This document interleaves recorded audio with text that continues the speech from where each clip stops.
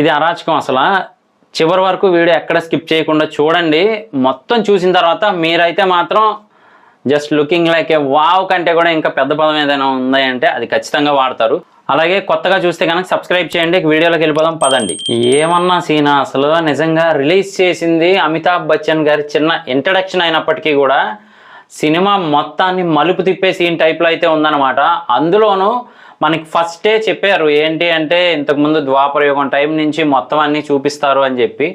అలాగే అమితాబ్ బచ్చన్ గారి character revealing అశ్వత్థామగా అయితే మాత్రం ఇరగదీశారని చెప్పచ్చు. యంగ్ ఏజ్లో ఉన్నప్పుడు ఆ మేసకట్టు అవన్నీ కూడా. అలాగే ఇక్కడ మెయిన్గా మనకి అమితాబ్ బచ్చన్ గారు ఒక డైలాగ్ అయితే చెప్పారనమాట. దశావతార్కే లియే ప్రతీక్ష కర్రాం అంటే వెయిట్ చేస్తూ ఉన్నారు ఆ దశావతారి కోసం. ఇంకా దశావతారి ఎవరు అనేది చెప్పక్కర్లేదు కదా, మన one and only rebel star Prabhas గారు అనమాట. సో మరి అమితాబ్ బచ్చన్ గారికే ఈ రేంజ్ ఎలివేషన్ ఉంది అంటే మాత్రం ప్రభాస్ గారి ఎలివేషన్కి పూనకాలు వచ్చేస్తాయని అర్థమైపోతూ ఉంది. ఇక ఆ బ్యాక్గ్రౌండ్ మ్యూజిక్ ఒక హైలైట్ అయితే ఇంకా విజువల్స్ అయితే ఇక చెప్పక్కర్లేదనమాట. మొత్తానికి నాగశ్విన్ గారు యుద్ధాన్ని మన ముందుకు తీసుకొస్తున్నారా లేదా సినిమాని మన ముందుకు తీసుకొస్తున్నారా అనే టైప్లో అయితే ఉంది. అందులోనే అమితాబ్ బచ్చన్ గారు అంత సీరియస్గా పైకి లేగటము, పైన మనీ మెరుస్తున్నట్టయితే కనబడుతూ ఉందన్నమాట. ఫస్టే ఆయన ఒళ్ళంతా క్లాత్స్ చుట్టటము, అందులో నుంచి బ్లడ్ అది రావటము, ఇదంతా శ్రీకృష్ణుల వారి శాపం అని చెప్పి చాలామందికి అయితే ఐడియా ఉంది. తెలియని వాళ్ళ కోసం డీటెయిల్గా చెప్తున్నాను. ఏంటి అంటే కనుక మనకి ద్వాపర యుగంలో అంటే అప్పట్లో శ్రీకృష్ణ వారు పాండవుల వైపు ఉన్నారు. అలాగే ఈ ద్రోణాచార్యుని కొడుకు అనమాట ఈయన అశ్వత్థామ. అంటే ఆ క్యారెక్టర్ని అమితాబ్ బచ్చన్ గారు అయితే ప్లే చేస్తూ ఉన్నారు. అసలు హిస్టరీ ఏంటి అంటే కనుక పాండవుల్ని ఆ టైంలో చంపలేక అంటే పాండవులందరికీ కూడా రక్షణగా ఆ మహాశివుడే ఉంటారనమాట. బయట ఒక కత్తి చేతిలో పట్టుకొని మెడలో పాముతో అటు ఇటు నడుస్తూ చుట్టూ తిరుగుతూ కాపలాగా ఉంటారు. ఆయనే పాండవులను కాపాడుతూ. సో ఈ ద్రోణాచార్యుని బిడ్డ అయిన అశ్వత్థామ వాళ్ళని చంపడానికి వెళ్ళినప్పుడు అక్కడైతే ఆ మహాశివుడు ఉన్నారు అని తెలియక ఎవరో వ్యక్తి అనుకుంటాడనమాట.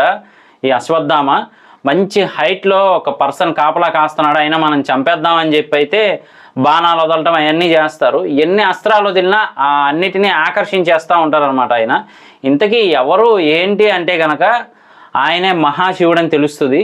సో ఎలాగైనా పాండవులను చంపాలి అని చెప్పి తీవ్రమైన తపస్సు అయితే చేస్తారు. కాకపోతే పాండవులు ఏమీ అవ్వకుండా చూసుకుంటాను అని చెప్పి ఆ మహాశివుడు మాట ఇవ్వడం వల్ల ఆయన అయితే వీళ్ళని ఏమీ చేయలేమని ఓపెన్గా చెప్పేస్తారనమాట. సో అలాంటి టైంలో వెళ్ళి అక్కడ మిగతా ఎవరైతే ఉప పాండవులు వీళ్ళు ఉన్నారో వాళ్ళని అటాక్ చేయటము అంటే దుర్యోధనుడి కోసం వాళ్ళందరినీ చంపడం జరుగుతుంది. అంతేకాకుండా రెండో రోజు మార్నింగ్కి తెలిసిపోద్ది ఆటోమేటిక్గా ఇలా చేసిందంతా ద్రోణాచార్యుడు కొడుకైన అశ్వత్థామ అని చెప్పి. సో ఆయన్ని చంపడానికి ఇక వెళ్తారనమాట. వెళ్ళే టైంలో ఈయన తెలివిగా అక్కడ ఉండకుండా ఎస్కేప్ అయ్యి ఒక ఆశ్రమంలో అయితే ఉంటారు. సో అప్పుడు ఆశ్రమంలోకి వెళ్ళినా కూడా ఎలాగైనా చంపాలి కదా, మరి ఆటోమేటిక్గా వాళ్ళ కొడుకుల్ని మనల్ని చంపినందుకు గాను పాండవులు అయితే పగ తీర్చుకోవాలనుకుంటారు. అప్పుడు అనమాట ఈ అశ్వత్థామ మీదకి అర్జునుడు ఒక అస్త్రాన్ని అయితే ప్రయోగించబోతాడు. అంతకంటే ముందే అశ్వత్థామ వీళ్ళ మీదకి ఓ అస్త్రాన్ని ప్రయోగించేస్తారనమాట. ఏంటి అంటే పాండవులు ఎవరో ఉండకుండా అని చెప్పి. సో అలాంటి టైంలో ఆపడానికి అర్జునుడు బ్రహ్మాస్త్రాన్ని అయితే వదులుతారు. రెండు అస్త్రాలు ఎదురెదురుగా ఉండేపాటికి మొత్తం అక్కడ ఒక ప్రళయం వచ్చినట్టు అయితే అవుతుందన్నమాట. ఇంకా అందరి మంచి కోసం వెంటనే శ్రీకృష్ణుల వారు ఆ అస్త్రాన్ని విరమించుకో అంటారు.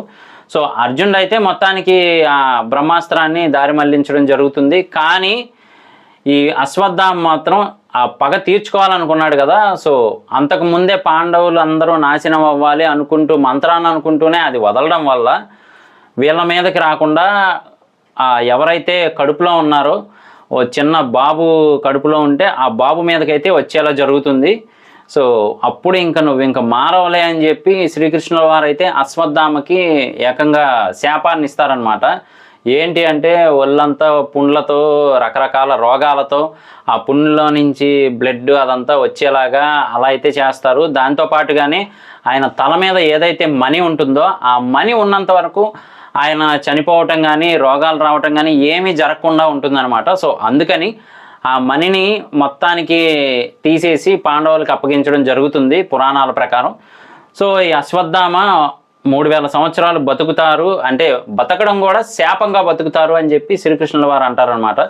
సో అప్పటి నుంచి కూడా 3000 సంవత్సరాల పాటు ఆ శాపాన్ని అనుభవిస్తూ బాధపడుతూ ఉంటారు. కాకపోతే శివునికి మాత్రం ప్రతిరోజు కూడా పూజ చేస్తూ ఉంటారనమాట. ఈయన అశ్వత్థామ ఖచ్చితంగా శివారాధన అయితే చేస్తూనే ఉంటారు. సో 3000 సంవత్సరాల వరకు కూడా ఆ అడవిలో నుంచి రావటం, బయటికి ఆశ్రమం నుంచి మళ్ళీ పూజ చేయటము అలా చేస్తూ ఉంటారనమాట. అలాగే ఆ శాపం మెయిన్ ఏంటి అంటే మాత్రం మిగతా మనుషుల్లో కలవడం కానీ, మిగతా మనుషులతో మాట్లాడడం కానీ ఇవేవి నువ్వు చేయలేవు అని చెప్పి ఉంటుంది ఆ శాపం. సో దాని ప్రకారం అయితే ఈయన ఆ శాపాన్ని అనుభవిస్తూ ఉంటారనమాట, ఆ బాధని. కాకపోతే ఇక్కడ ఒక చిన్న పిల్లోడైతే వచ్చి మాట్లాడటం ఇదంతా చూస్తూ ఉంటే మరి ఇదంతా డిఫరెంట్ కదా, సైన్స్ ఫిక్షన్ మూవీ కాబట్టి మరి ఏ రేంజ్లో తీసుకెళ్తారు నాగ్ అశ్విన్ గారు, మూవీలో ఎలా చూపిస్తారు అనేదే మనం వెయిట్ చేసి చూడాలి. సో పురాణాల ప్రకారం నేను తెలుసుకున్నదంతా అయితే చెప్పాను అనమాట. ఇది అశ్వత్థామ గారి క్యారెక్టరు. కాకపోతే చాలా గొప్ప వీరుడు ఈయనైతే మాత్రం, చాలా విద్యలు తెలుసు అనమాట అశ్వత్థామ గారికి. ద్రోణాచార్యుల వారు అర్జునుడికి చెప్పని కొన్ని విద్యలు కూడా ఈయనకైతే చెప్తారనమాట అశ్వత్థామకి. సో ఈయన అల్టిమేట్గా నెంబర్ 1 పొజిషన్లో ఉండే రేంజ్లో అయితే ఉంటాడు. కాకపోతే అర్జునుడికి ఏదైనా కానీ బాగా తెలుసుకోవాలి, బాగా నేర్చుకోవాలి అనే కుతూహలంతో ఈయన మించిన వీరుడు అయ్యేలా అయితే మారతారు. సో మొత్తానికి అసలు ఆ యుద్ధ సన్నివేశాలు అవన్నీ చూపిస్తే మాత్రం మనకి నార్మల్గా ఉండదు, థియేటర్ అంతా కూడా దద్దరిల్లిపోద్ది. ఓన్లీ అమితాబ్ బచ్చన్ గారి క్యారెక్టరైజేషన్నే ఈ రేంజ్లో చూపించారు. మరి దశావతారి అంటే ప్రభాస్ గారి క్యారెక్టరైజేషన్ మామూలుగా ఉండదన్నమాట. మరి శ్రీకృష్ణుల వారి విశ్వరూపం అంటే మరి ప్రభాస్ గారి విశ్వరూపం ఏ రేంజ్లో ఉంటుందో ఇక మనం అర్థం చేసుకోవచ్చు.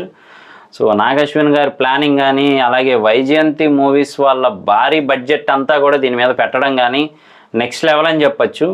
ఈ సినిమా కానీ కరెక్ట్గా అనుకున్న టైంలో కరెక్ట్గా రిలీజ్ అయ్యి అంతా నెంబర్ 1గా కుదిరితే, అంటే గ్రాఫిక్స్ కానీ ఎడిటింగ్ కానీ అన్నీ కరెక్ట్గా, యాక్టర్స్ పర్ఫార్మెన్స్ అన్నీ కరెక్ట్గా కుదిరితే వరల్డ్లోనే నెంబర్ 1 మూవీ అయ్యే ఛాన్స్ ఉందని చెప్పి ఆల్రెడీ అనౌన్స్ చేసేసారు చాలామంది సెలబ్రిటీస్ అయితే మాత్రం. ఆ రేంజ్లో ఉందంట. మరి ఎప్పుడు వస్తుంది అని వెయిట్ చేస్తూ ఉన్నాము. కాకపోతే డేట్స్ అన్నీ పోస్ట్ పోన్ అవుతున్నాయి. ఇది మాత్రం నిజంగా ఫ్యాన్స్కి చేదు వార్తనే చెప్పాలి. మెయిన్ అప్డేట్స్ ఏవి బయటికి వదలట్లేదు, మెయిన్ పిక్స్ ఏవి బయటికి వదలట్లేదు. అట్లీస్ట్ టీజర్స్ అవన్నీ ఎప్పటికప్పుడు వదులుతుంటే కొంచెం ఫ్యాన్స్కి కూడా ఇంకా ఇంట్రెస్ట్ పెరిగే ఛాన్స్ ఉంటుంది. ఎప్పుడో ఇంకా సినిమా గురించి నెమ్మదిగా జనాలు అలా మర్చిపోతున్నారనే టైంలో నేనున్నాను అనే టైప్లో ముందుకు వస్తుందన్నమాట ఏదో వీడియో కానీ పిక్ కానీ. సో మరి అమితాబ్ బచ్చన్ గారి క్యారెక్టర్ అయితే రివీల్ చేసేసారు. మరి మిగతా వాళ్ళ క్యారెక్టర్స్ 1 by 1 రిలీజ్ చేయటం అదంతా పక్కన పెడితే ముందు ప్రభాస్ గారి క్యారెక్టరైజేషన్ని వీడియో రూపంలో ఎలా ఉంటుందో కొంచెం రిలీజ్ చేసినా కానీ చాలా బాగుంటుంది. సో చూద్దాము, లేటెస్ట్ అప్డేట్స్ కోసం నేను వెయిట్ చేస్తూ ఉన్నానన్నమాట.